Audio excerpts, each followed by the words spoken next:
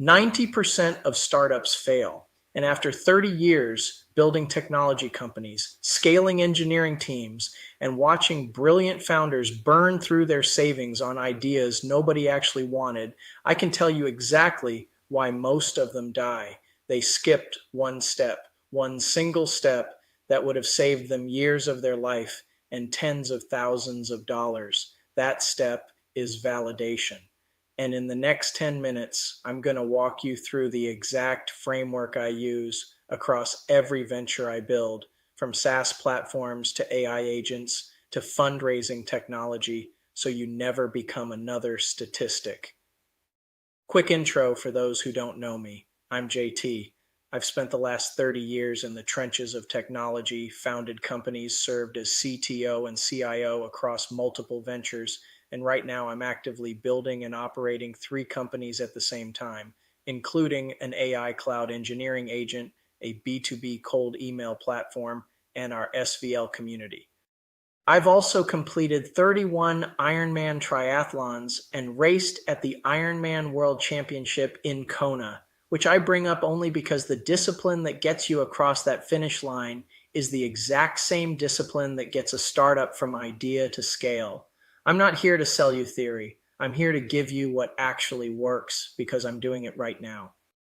Before we go any further, look down at the description right now. I've dropped 2 links you absolutely need. The first is a free download of the complete Validate Business Ideas ebook this video is based on, yours, no cost. The second is the link to join our Startup Venture Lab community, where founders just like you get the templates, the playbooks, the live mentorship sessions, and the network you simply cannot get anywhere else for free. Grab both of those right now so you can follow along. And listen, if you're new here, hit that subscribe button and ring the bell. We drop new content every single week on building, validating, and scaling real businesses, and I promise you do not want to miss what's coming next. So who is this video for? This is for you if you have a business idea rattling around in your head right now and you're scared to pull the trigger. This is for you if you've already started building something and you're getting that gut feeling that maybe, just maybe, you're building the wrong thing. And this is for you if you're tired of watching gurus on this platform tell you to just take action without ever telling you how to make sure that action isn't a $1 million mistake. Here's what we're covering today. Number 1, how to actually discover your market instead of guessing. Number 2, the assumption validation framework that separates winners from wishful thinkers. Number 3, how to build a minimum viable product that learns instead of one that just exists. Number 4, the customer feedback loop that fuels every billion-dollar company. And number 5, how to transition from validation into real execution without losing momentum. Let's get into it. Step 1, discover your market. And I mean really discover it, not just Google a few stats and call it research. I've trained 31 Ironman triathlons, and I'll tell you, preparing for a race and preparing for a startup launch are nearly identical. You don't show up on race day having never studied the course. You study every hill, every aid station, every weather pattern.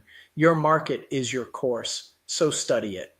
Start with buyer personas, not the fluffy marketing ones with a stock photo and a cute name. I mean detailed, ruthless personas that include demographics, yes, but more importantly, psychographics. What keeps your customer up at 3 in the morning? What did they try last year that didn't work? What are they currently spending money on to solve this problem badly? Pull this data from surveys, from interviews, from social media analytics, from your existing customer data, and from industry reports. The more vivid the picture, the better the product. Then you need to identify their actual needs, problems, and desires.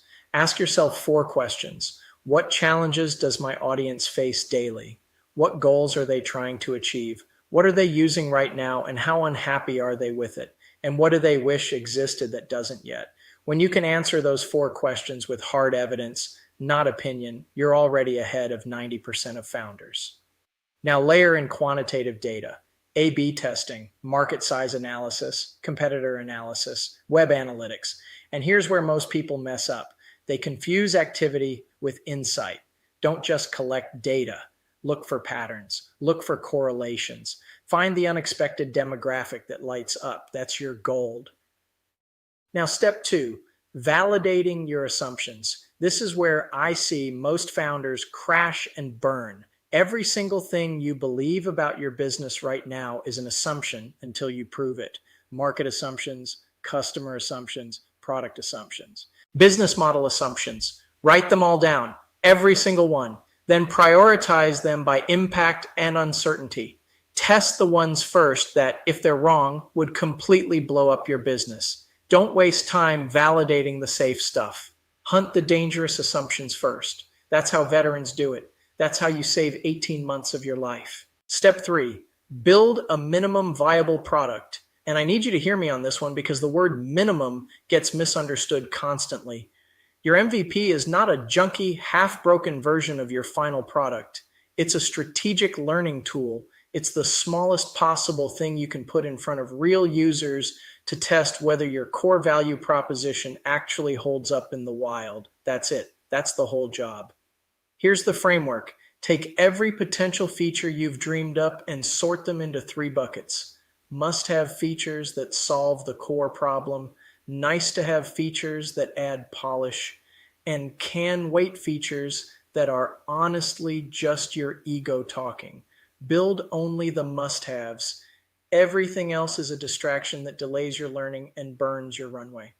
Now, there are several flavors of MVP, and choosing the right one matters. A concierge MVP means you manually deliver the service yourself to a tiny group of users before you build any technology. A Wizard of Oz MVP means the user thinks there's automation behind the scenes, but really it's you in a back room making it work.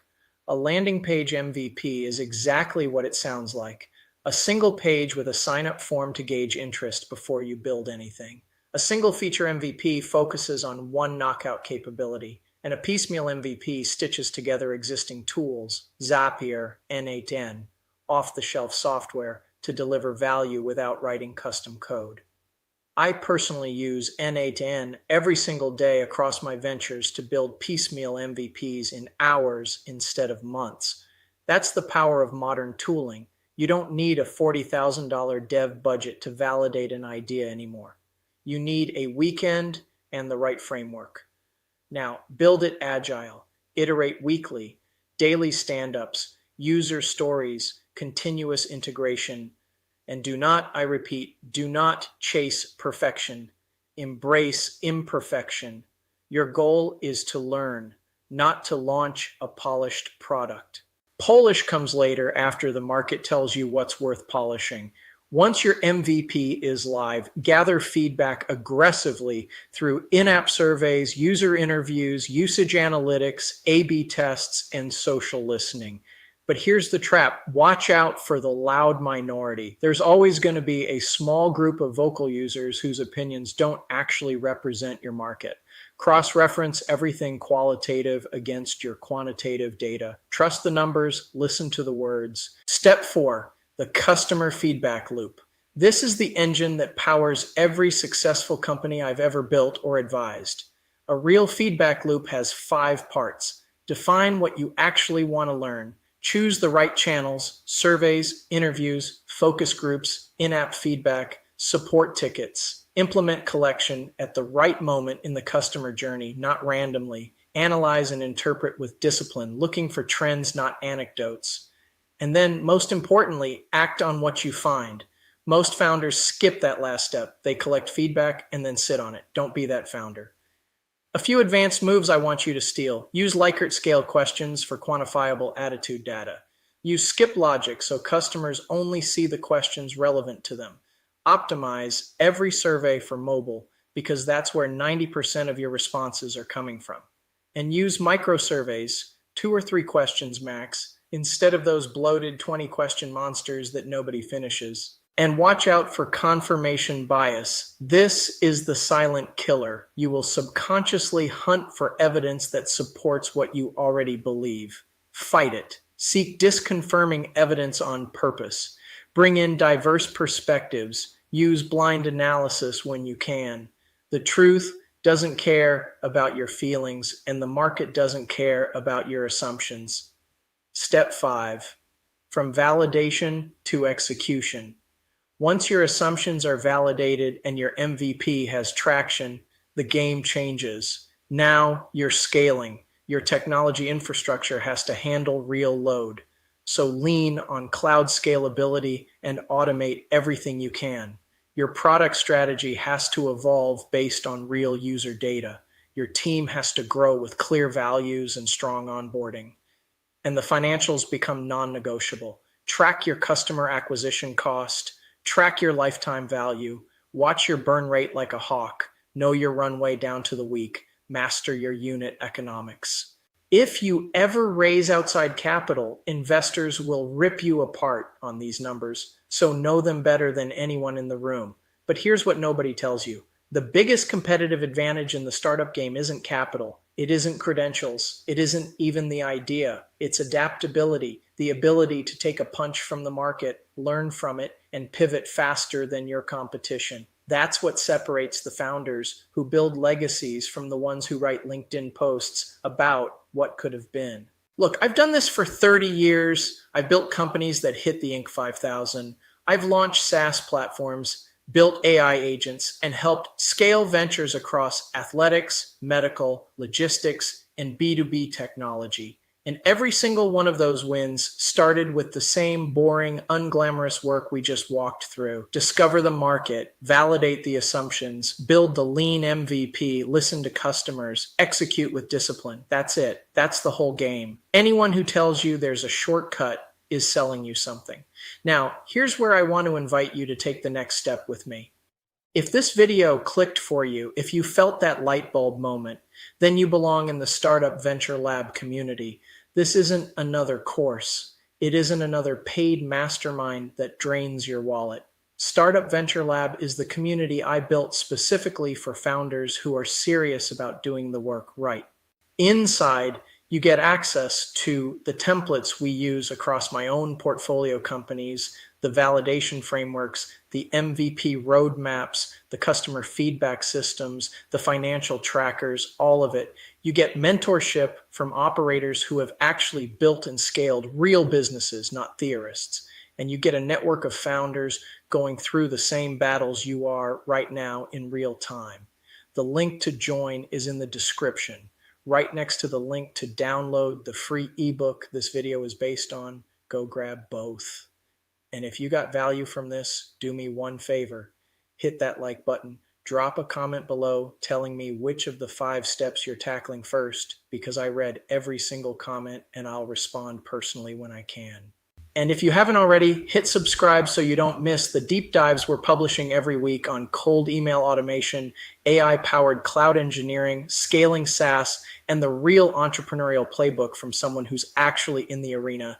Your startup idea has potential, I believe that. But potential without validation is just a dream with extra steps. Go do the work. Validate first, build second, scale third.